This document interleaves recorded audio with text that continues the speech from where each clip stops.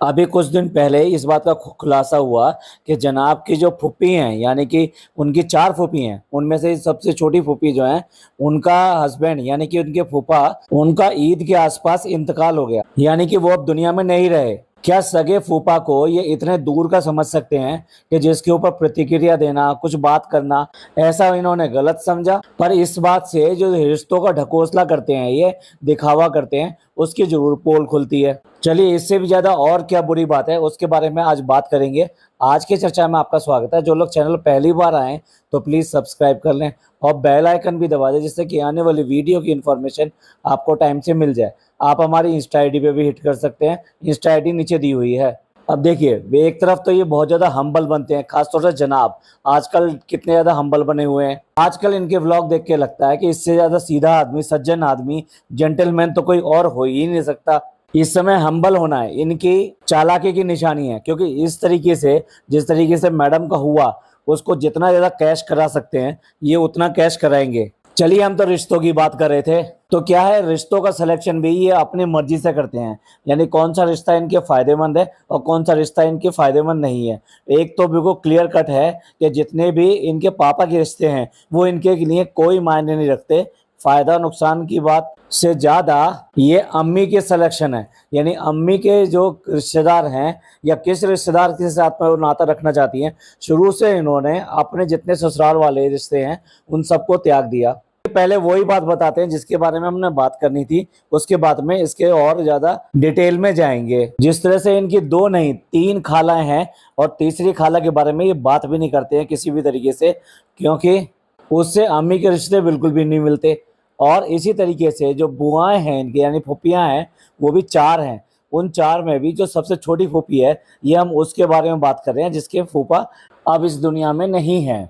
इस बुआ की माली हालत जो है ठीक नहीं है, यानी आप ये कह सकते हैं कि बहुत ही खराब है, क्योंकि वो ऐसा पूरा मौधा जानता है कि वो छोटे छोटे कामों करती हैं और उससे अपनी आमदनी करती हैं। यानी 3 से 4 हज़ार रुपए के लिए वो घरों में जा जाके दूसरों के घर के काम करती हैं। और अब तो और भी ज्यादा मुश्किल आन खड़ी हुई है, क्योंकि इस्लाम में ऐसा होता है कि अगर किसी का हस्बैंड नहीं रहता है तो उसको 4 महीना और 10 दिन की इद्दत करनी पड़ती है। 4 महीना और 10 दिन की इद्दत क्या होती है, उसमें क्या होता है कि वाइफ जो होती है वो घर में एक ऐसी जगह पे रहती है जहाँ पर्दा हो, यानी वहां पर कोई बाहर का आदमी ना आ सके। खास तौर से जेंट्स के सामने आना बिल्कुल ही सख्त मना है। इसमें सिर्फ वही जेंट्स उसके सामने आ सकते हैं, उसका सगा भाई आ सकता है, बेटा आ सकता है, केवल वही लोग जिनसे कि शादी जायज नहीं है। अब आप खुद ही बताइए कि जो ऑलरेडी काम करने के लिए या ये अपने खाने के लिए, अपनी जीविका चलाने के लिए लोगों के घर जा जाकर काम करती है और उससे जो 3-4 हज़ार रुपए मिलते हैं उससे अपना घर का खर्चा चलाती है, और अब जबकि हस्बैंड भी नहीं रहा, तो आप ही सोचिए कि वो घर में किस तरीके से 4 महीने तक रह पाएगी और उसके खाने पीने का इंतजाम कैसे होगा।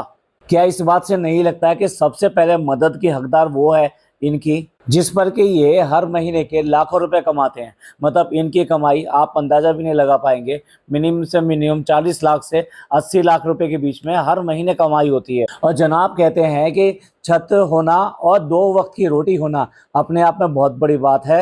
ये महान डायलॉग सिर्फ आपको बहकाने के लिए, या ये कहिए कि अपने व्यूवर्स से जुड़ने के लिए कहा जाता है कि आपके सबके जो व्यूवर्स हैं तो वो कितने मिडिल क्लास व्यूवर्स हैं, तो ये बात करने के लिए कि ये देखो भाई कितना जमीन से जुड़ा इंसान है, किस तरह से बातें करता है कि छत और 2 वक्त की रोटी ये होना अपने आप में बहुत बड़ी बात है। क्या सचमुच में आपको लगता है कि छत होना और 2 वक्त की रोटी होना जनाब के लिए पर्याप्त है, काफी है?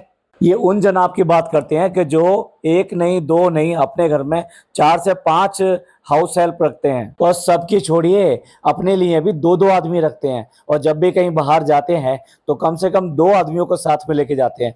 मैं चंगू मंगू की बात नहीं कर रहा हूँ कि उनको तो ये पे करते हैं, एनीवे पे तो बाकियों को भी करते हैं, लेकिन देखने वाली बात यह है कि जिनसे अपने रोजमर्रा के काम भी नहीं हो पाए, अपने हाथ से ना हो पाए, तो वो ऐसी इतनी बड़ी बात कह रहे हैं कि उनको 2 वक्त की रोटी और साथ साथ छत हो, बस इतना ही काफी है।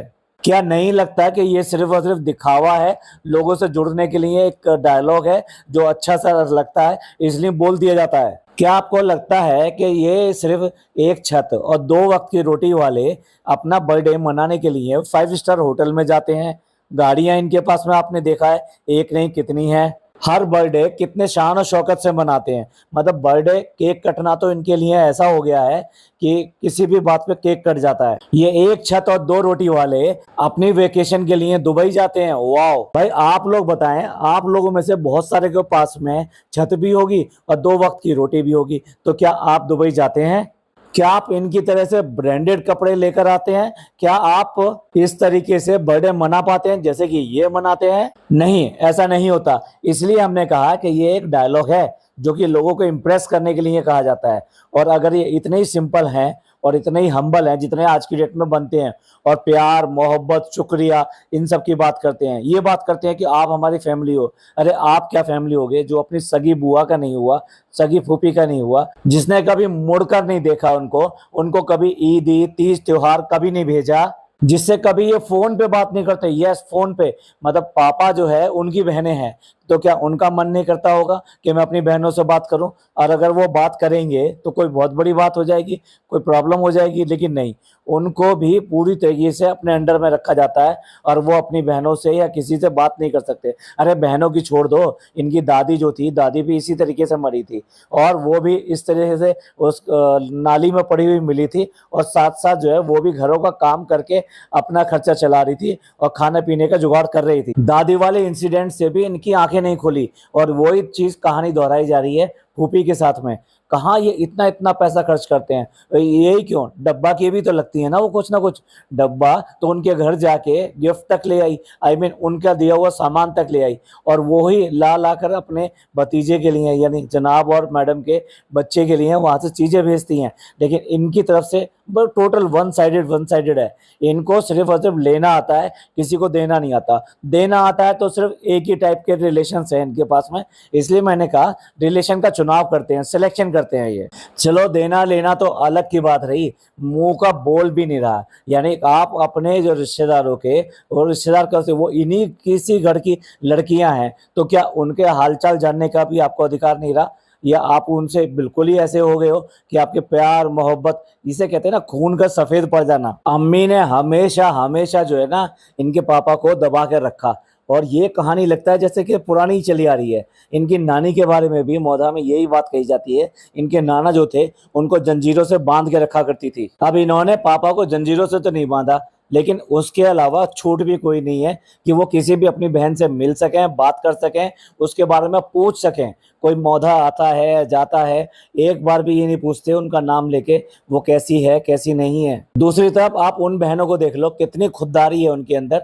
वो कभी भी इनके घर मांगने के लिए नहीं आई, ना वो उधर से कोई फ़ोन करती हैं कि भाई हमें बात करनी है या नहीं करनी है, जैसा भी है वो वही करती हैं। लेकिन हाँ, कभी भी ये लोग जाते हैं तो अपने फर्ज नहीं भूलते, उनके लिए जो उनसे बन पड़ता है वो सब करती हैं। मैडम दिखाने को तो सब रख लेती हैं, हाँ बहुत अच्छे हैं बहुत अच्छे हैं, जिसके जैसे भी कपड़े आते हैं, जहाँ से भी आते हैं, वो चाहे इनके मामू के यहाँ से आए चाहे कहीं से भी आए, वो रख तो लेती हैं, लेकिन पहनाना ना ना ना ना, पहनाने के लिए वहीं एडिडास और जो वहाँ पर मॉल में जाएंगी और वहीं के कपड़े पहनाएंगी। डब्बा का भी पैटर्न अपने रिश्तेदारों के लिए बिल्कुल अलग नहीं है, एकदम एक ही जैसा है।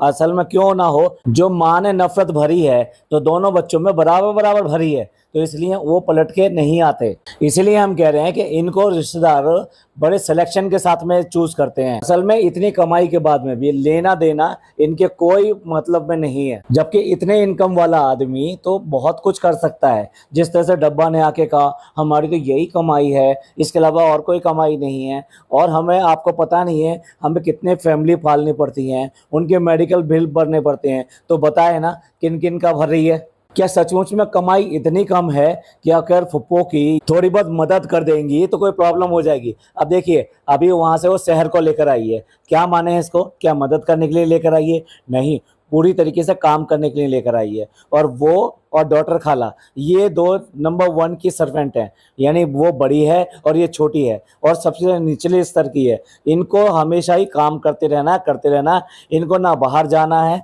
और ना कुछ और करना है। और इनको पेट्रोल और इन सब के बहाने के इनको पेट्रोल की बू आती है, इनको घर पे ही रखना है और सारा काम घर का करना भी इतना है। अभी पिछले व्लॉगों में आपने देखा होगा कि वो नजर आई जो लाफ्टर खाला के पैर दबाते हुए। अब बताओ, क्या लाफ्टर खाला के लिए कोई और कोई नहीं था उसका पैर दबाने के लिए? उसकी खुद की बेटी है, उसकी खुद की बेटी को उसने कुछ नहीं सिखा रखा। मतलब ना तो वो किसी खाना बनाने में या किसी और काम में हाथ बटाती है, और यहाँ तक कि इस तरह की चीज़ों में भी भाई अपनी माँ का खुद ख्याल रखना चाहिए। अगर उसकी सेहत सही नहीं है, उसको मेडिसिन देना है, उसको कोई और आराम देना है, तो इसलिए सबसे पहले जो ख्याल होना चाहिए बेटी को होना चाहिए। लेकिन नहीं, उसको कोई कुछ नहीं कहेगा, और जो सर्वेंट है वो पैर दबाएगी। अब इससे आप समझ लीजिए, क्या इसको वाकई में यहाँ पर जो है इसलिए लाया गया है, इसको सिर्फ और सिर्फ काम कराने के लिए लाया गया है। लेकिन जैसे ही लोगों ने सबने देखा कि इस तरीके से उसके पैर दबा रही है, तो बहुत ज़्यादा ट्रोलिंग हुई डब्बा की, और उसके व्लॉग के नीचे पता नहीं कितने सारे ऐसे कमेंट आए कि यार इन्हें शर्म नहीं आती कि उस बच्ची से इस तरीके से पैर दबा रहे हैं, जबकि घर में और लोग भी हैं। तुरंत ही डब्बा एक्टिव होगी, और अगले ही व्लॉग में उसका ट्यूशन लगाने की बात कर दी कि वो लड़की जो है उसका ट्यूशन लगा दिया है, यानी वो उसका ख्याल रख रही है, उसको पढ़ा रही है यहाँ पर। और जबकि ये ट्यूशन व्यूशन सिर्फ ड्रामा है, कुछ दिन का ड्रामा है। आई मीन आप देखेंगे नहीं व्लॉग में कि वो ट्यूशन पढ़ने जा रही है या क्या कर रही है, और क्या उसको वाकई में इसे इतना लंबा समय रखने का इरादा कर लिया है कि जैसे ये 2 बच्चे ले आई है तो क्या उसको भी यहाँ रख लेगी। पहले तो उसका वहाँ पे रहना दूभर कर दिया, जिस तरीके से उसने उसके माँ के बारे में, खासतौर से सौतेली माँ के बारे में भी, और उसकी अपनी माँ के बारे में गलत गलत बातें कही।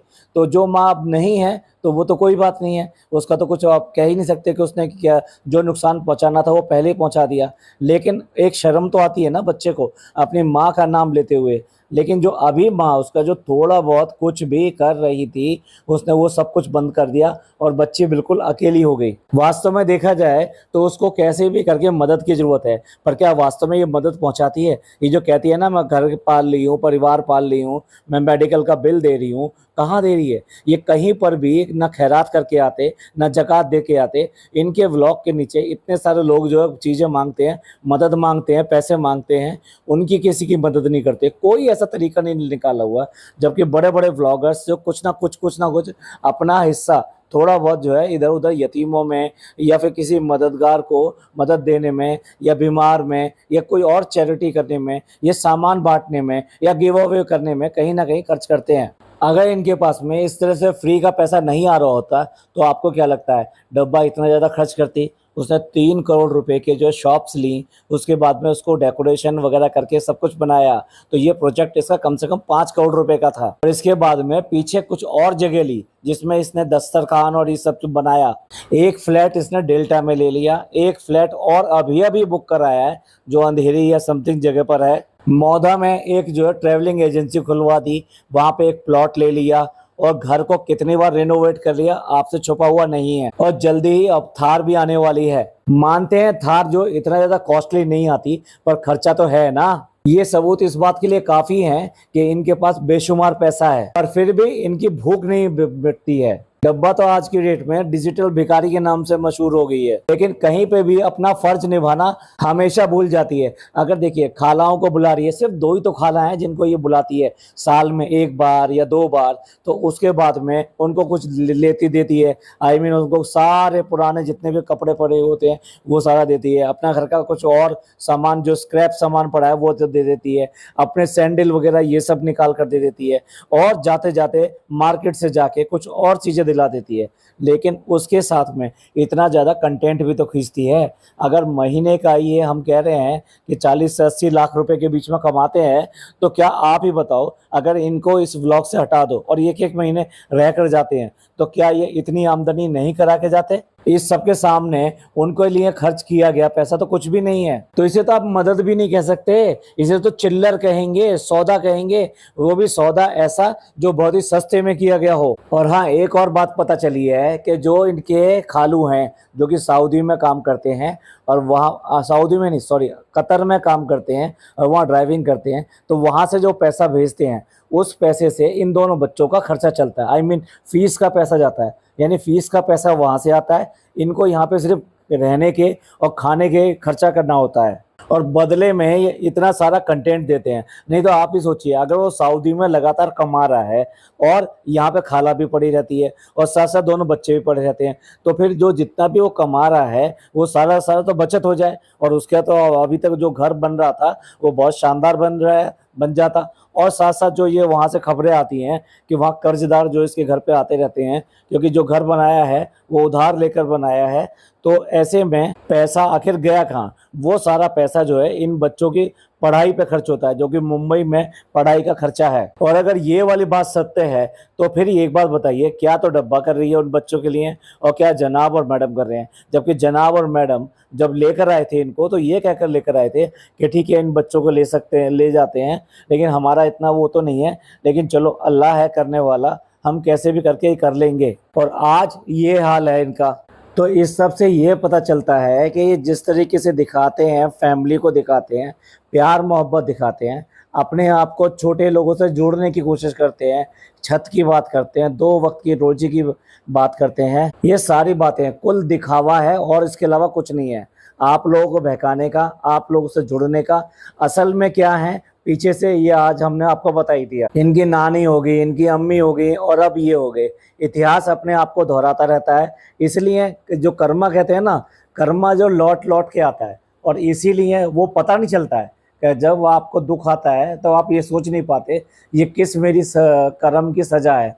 तो इसलिए कर्मा तो लौट कर आता है और इनके पास भी जरूर आएगा, क्योंकि ये सब दिखावा कर रहे हैं, इसके अलावा कुछ नहीं कर रहे हैं। चलिए, ये था एक पॉडकास्ट जो इनके जो अपने अंदर के राज हैं उनको खोल के सामने रखता है, जिसके बारे में कभी बात नहीं करेंगे। आपने देखा होगा तीनों में से किसी के व्लॉग में भी इस बारे में कोई जिक्र सामने नहीं आया है, और ना ही ये करने वाले हैं, क्योंकि ये इनके मकसद में नहीं है, इनके फ़ायदे का नहीं है। चलिए, इन सब के बारे में आपका क्या सोचना है, आप क्या कहते हैं, प्लीज़ कमेंट करके ज़रूर बताइएगा। आपके कमेंट्स का इंतज़ार रहेगा। पॉडकास्ट अच्छा लगा हो तो प्लीज़ लाइक कीजिए, सब्सक्राइब कीजिए, शेयर कीजिए। थैंक यू, धन्यवाद, शुक्रिया।